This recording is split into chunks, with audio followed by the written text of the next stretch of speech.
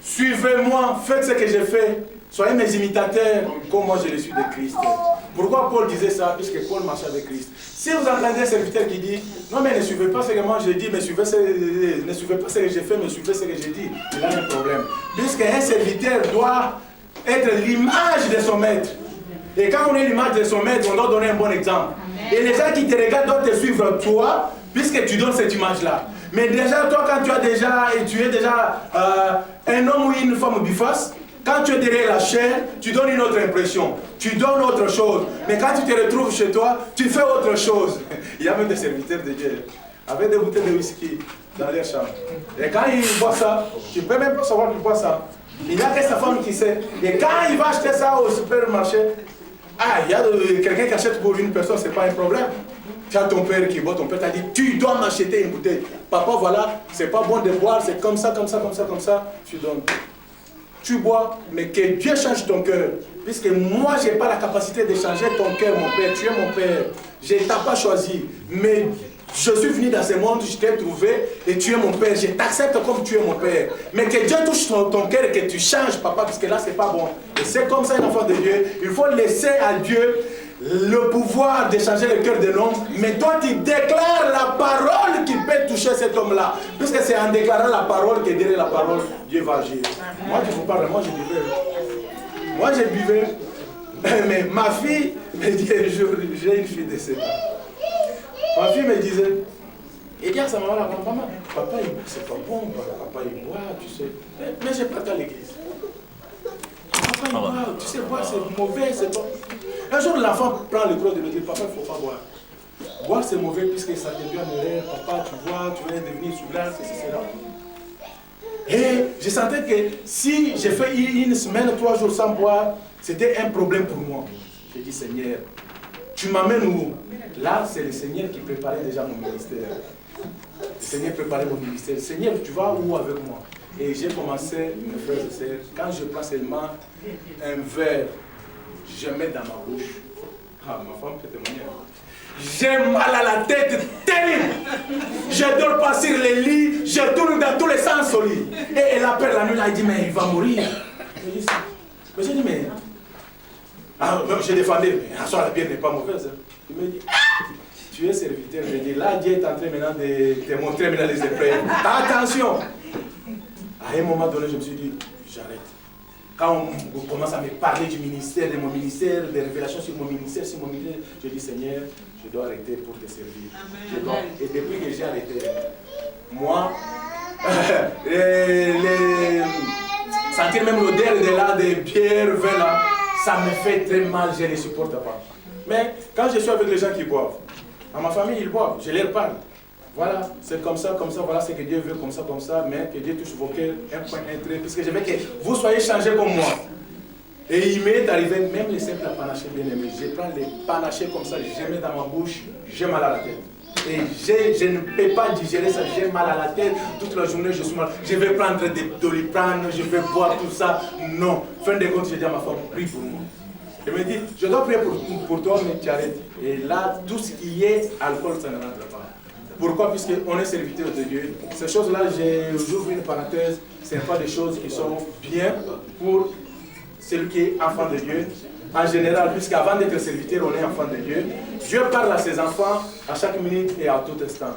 Maintenant, quand nous l'associons avec des choses qui ne sont pas bien, Dieu n'est pas toujours là avec nous. Imaginez-vous, en buvant, vous n'êtes pas 100% net. L'intelligence, elle est décalée un peu. Comme l'intelligence est décalée, vous croyez que Dieu peut venir vraiment vous parler dans cet état-là? Imaginez-vous maintenant, on vous amène quelqu'un qui est malade pour prier pour le malade. Tu vas faire quoi? Dans cet état-là, même le Saint-Esprit n'est pas avec toi, tu ne peux pas opérer. Puisque l'intelligence n'est pas nette, tu n'es pas net tel que tu es un peu bougé comme ça. Et Dieu ne peut pas te parler. Ce sont des choses dans la profondeur, les choses qu'il y a d'autres qui ne veulent pas les parler. Mais nous les parlons puisque Dieu nous a donné la parole pour dire des choses et établir la parole. Puisque la parole doit être établie. La vérité, c'est la parole de Dieu et c'est comme ça. Et c'est pourquoi la malédiction est rentrée même dans la vie de Noé. C'est à cause de boire. Tu vas va tirer des malédictions dans ta maison, puisqu'un jour, tu vas boire, Satan va faire toujours un truc comme ça, tu vas te perdre, et un enfant va te trouver dans un état bizarre, un état que tu ne peux pas croire. Même surtout pour les serviteurs de Dieu. Ces jours-là où tu vas dire que je vais aller toucher, c'est les jours où Satan va t'envoyer, je ne sais pas, elle va tomber d'où, elle va te séduire, et là tu vas tomber, et c'est ton ministère qui est KO, et le ministère est parti. Dieu ne sera pas avec toi. Bien-aimés de Dieu, nous avons vu comment notre Seigneur a institué la Sainte Seine. C'était entre les deux soirs, il a pris le pain, il a dit, toutefois que vous feriez cet acte, c'est en mémoire de moi, vous allez vous souvenir de ma mort et de ma résurrection. C'est l'image de la mort de Jésus-Christ que nous regardons ce jour. C'est l'image de sa résurrection, car il est mort pour nous et il est ressuscité pour nous. Puisque si Jésus-Christ n'était pas ressuscité, on n'allait pas être affranchi. On ne pouvait pas être appelé enfant de Dieu, on ne pouvait pas être avec Dieu. Mais comme il est ressuscité, il nous a rendus libres et nous sommes libres en Christ Jésus. Mais le problème qui se passe, c'est quoi? Quand nous nous présentons au repas du Seigneur, nous nous présentons vaille que vaille, je ne sais pas comment nous nous présentons et nous ne sommes pas dignes d'être devant ces repas du Seigneur.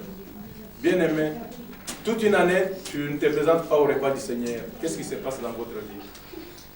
Quel est le problème que tu as qui t'empêche de te présenter au repas du Seigneur? La première fois, on peut comprendre. Tu as une recommandation du Seigneur, le Seigneur peut te dire, ne te présente pas à ce repas-là. Le Seigneur, il parle.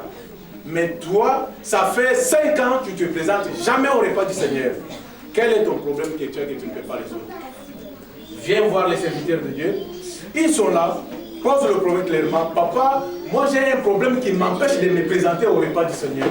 Voilà, il y a telle situation qui se répercute toujours dans ma vie. Je suis dans telle situation. Est-ce que pouvez-vous m'aider, papa, pour que je puisse sortir de là?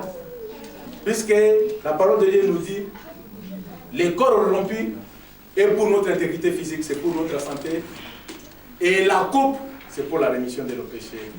Et quand nous nous présentons à la Sainte Seine, c'est avec assurance, avec foi, conviction, que moi je ne serai pas sur le lit de l'hôpital, puisque je suis en bonne santé, et que mes péchés sont effacés. Mais quand vous ne vous présentez pas, qu'est-ce que ça veut dire?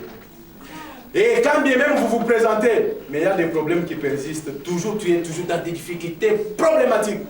Et tes histoires, quand tu les racontes aux gens, les gens ouvrent même leur bouche. Qu'est-ce qui se passe? C'est là où Paul nous parle de quelque chose que nous, c'est par là où je vais terminer, dans le livre d'1 Corinthiens, où Paul, il nous parle comment nous nous présentons au repas du Seigneur. Et ça, c'est les enfants de Dieu qui font des choses comme ça. Et quand vous vous présentez au repas du Seigneur indignement, vous attirez toutes les mauvaises choses. Puisque les repas, on ne vient pas se présenter au repas du Seigneur par sentiment, puisque j'ai vu Pasteur Picard, il va venir me dire, mais pourquoi toi tu n'as pas pris le repas du Seigneur? Je vais me présenter quand même pour donner quand même l'aspect valable. Non, le repas du Seigneur c'est quelque chose qu'on se met en ordre avec Dieu. Le repas est annoncé qu'on aura le repas du Seigneur telle date. Vous devez vous mettre en harmonie avec Dieu. Vous devez revenir devant le Dieu. Vous devez vous repentir pour être dans une position nette, une position de communion avec votre Dieu pour vous présenter à ce repas, pour que ce repas puisse avoir de l'impact. J'insiste encore pour dire, l'important ce n'est pas ce repas. Ce qui est important, les repas, c'est une cérémonie. Ce qui est important, c'est la parole qui est dégagée derrière ce repas. C'est ce qui est un problème, la parole. Puisque la parole, au commencement était la parole était Dieu, la parole avait été avec Dieu. Et cette parole l'a fait chair. Elle a habité au milieu d'eux, ils ne l'ont pas reçu, ils l'ont foulé aux pieds, ils l'ont rejeté. Cette parole, c'est Dieu lui-même. C'est lui qui a dit que la lumière soit la lumière pure. Et ça a été ainsi. C'est la parole c'est Dieu lui-même. La puissance de sa parole agit. C'est pourquoi nous devons avoir de tête en place pour se présenter au repas du Seigneur. 1 Corinthiens 11 au verset 27, qu'est-ce que Paul nous dit? Ce grand homme, il a eu le privilège de la révéler des choses que même ceux qui ont vécu avec Jésus-Christ n'ont pas eu la possibilité de voir. Verset 27. C'est pourquoi celui qui mangera le pain ou boira la coupe du Seigneur indignement sera coupable envers le corps et le sang du Seigneur. Que chacun donc s'éprouve soi-même, et que si il mange du pain et boive de la coupe, car celui qui mange et boit sans discerner le corps du Seigneur, mange et boit un jugement contre lui-même. C'est pour cela qu'il y a parmi vous beaucoup d'infirmes et des malades, et qu'un grand nombre sont morts. Si nous nous jugeons nous-mêmes, nous ne serions pas à juger.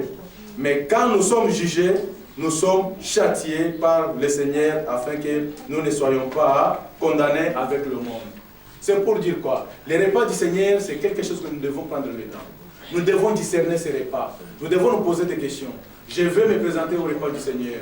Ce que je vais manger, un petit gâteau, c'est le pain sans levain. Puisque quand on met du levure dans le pain, spirituellement, ça représente une situation de péché. C'est pourquoi, quand on fait la Sainte Seine, les repas, le pain là doit être les pains sans levain. Des fois, si on les trouve, on ne peut pas les trouver chez un boulanger, on les fait à la maison avec nos trucs que nous avons dans la maison là. On fait la pâte nous-mêmes, on prie, on consacre ça, on met là, ça brille, mais c'est sans levure, puisque ça ne doit pas monter, puisque la levure représente le péché. Et quand nous nous présentons à ces repas, ce n'est pas le pain que je mange le corps du Christ. Et quand ce corps rentre dans ma vie, c'est pour ma santé. Puisque ce jour-là, au Golgotha, le Seigneur, Jésus a tout accompli. Puisque la parole de Dieu déclare que c'est par ces meurtrissures que nous sommes guéris de toutes sortes de maladies. Mais moi, je sais que quand je mange, quand je me présente devant la table du Seigneur pour manger le repas, c'est pour ma santé. Physiquement, je dois être bien. Je peux avoir la fièvre, je peux tousser, je peux enrhumer. Peut-être par rapport aux conditions de ce pays, je me suis mal habillé, un petit coup de froid. Mais je ne dois pas me trouver sur les lits de l'hôpital. Puisque le Seigneur nous a donné le pouvoir et la capacité de chasser la maladie. Dieu lui-même a dit, même les cancers le plus mortel, la maladie la plus mortelle, ce n'est pas le sida, c'est le cancer. C'est pourquoi le Seigneur a dit, même le cancer le plus mortel ne peut rien vous faire. Mais regardez bien aimé, quand vous vous présentez au repas du Seigneur, c'est le problème qui s'accumule dans votre vie. Il faut vous poser la question, pourquoi je me présente au repas du Seigneur, les problèmes s'accumulent dans ma vie? Pourquoi je ne suis pas tranquille? Pourquoi il y a toujours des soucis dans ma vie? Qu'est-ce qui fait que ces histoires m'arrivent ainsi? Et en se posant toutes ces questions, c'est là où vous allez comprendre quelque chose. Mais les conseils que moi je vous donne, c'est quoi? Vous avez eu la grâce d'avoir Papa Daniel Peleka dans ce ministère. Voyez-le, il est là pour vous. Moi, à ce moment où je suis devant vous derrière cette chair, ce n'est pas mon onction que j'utilise en ce moment, j'utilise son onction. Puisque c'est lui l'ange de cette assemblée. La commission, il est là, la commission est pour lui. Et j'utilise son onction.